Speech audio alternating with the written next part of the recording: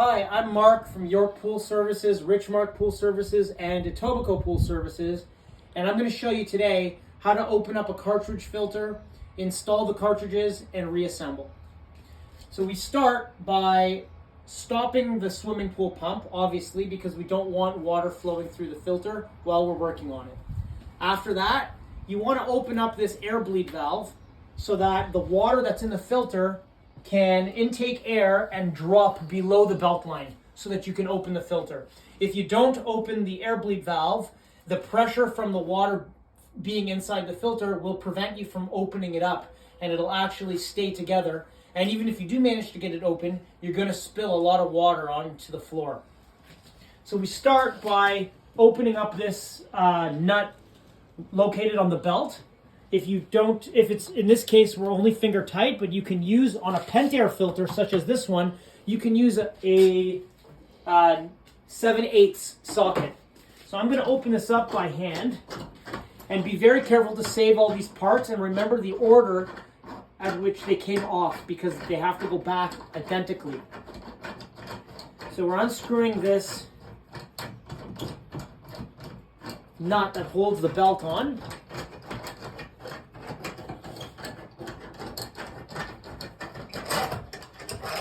Okay, and as you can see, you have a small washer, a spring, a large washer, and a brass nut. That order is relevant.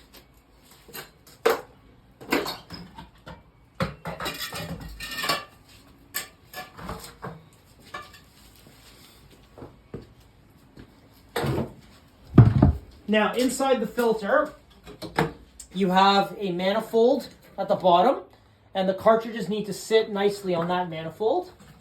You have an O-ring, and you have a top manifold. Okay? So we take the cartridges,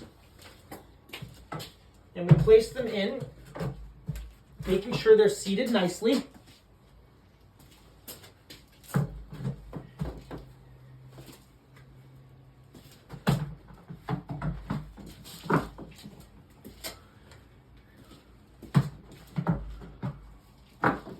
Now, we want to make sure that this little screen here is clean of debris.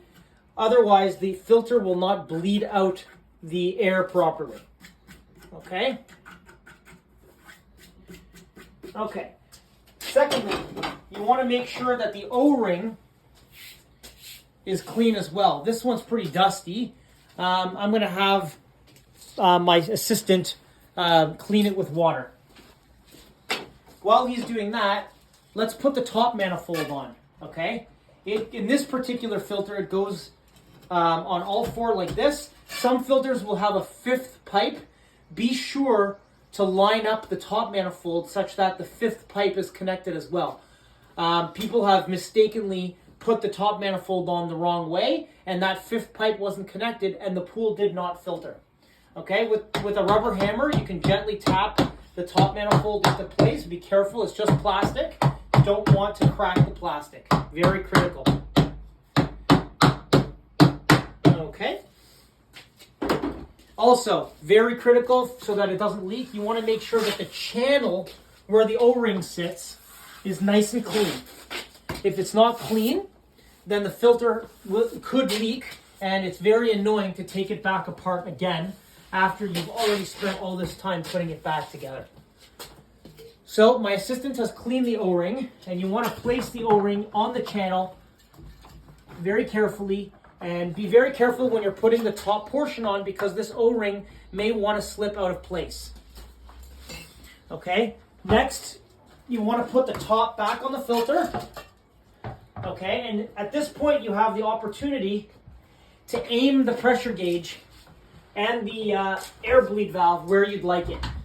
In this case, I like to view the pressure gauge from the pump, so I'll probably turn the top of the filter exactly in this orientation. Then you want to take your belt, gently slide it back on. Okay, and then take your small bolt, your spring, your brass bolt, and your large bolt, and finger tighten it back onto the filter. before you take your wrench and your rubber hammer and start banging the belt, which I'm going to show you. Once you get it finger tight, on the Pentair filters, these beige ones, the spring has rungs. If you want to zoom in over here, when you've compressed this spring so that all these little portions are touching each other, then you know you've tightened the filter up enough. On other filters, if you read on the belt, it might give you a gap distance between the two halves of the belt. Check your manufacturer's instructions. So we use a socket wrench and we start tightening the belt. Okay, now once you get the belt tight a little, you grab your rubber mallet and you bang the belt on in a 360-degree pattern around. You'll find that the bolt is loose now that I've banged it on a bit. You want to keep tightening. Okay, taking a break as you go to take the rubber hammer and bang the belt some more. Also, try not to let the filter move while you're tightening it, because you can accidentally break a plumbing piece or a union, and that would cause a lot of problems afterwards. Okay, so I've gotten it tight again. I'm going to take my rubber mallet.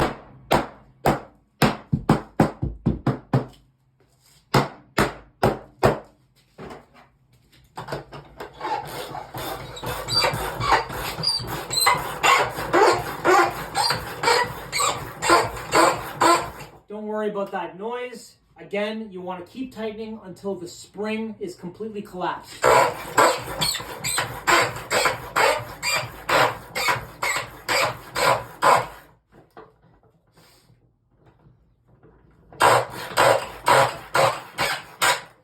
Let's take one more break and go back to our rubber mallet.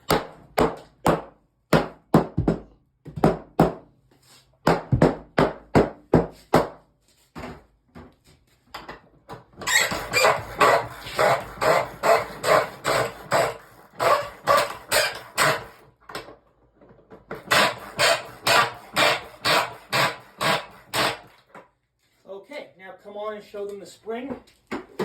As you can see, we've collapsed the spring completely, and they're more or less all touching each other. And now you know that the belt has been tightened sufficiently.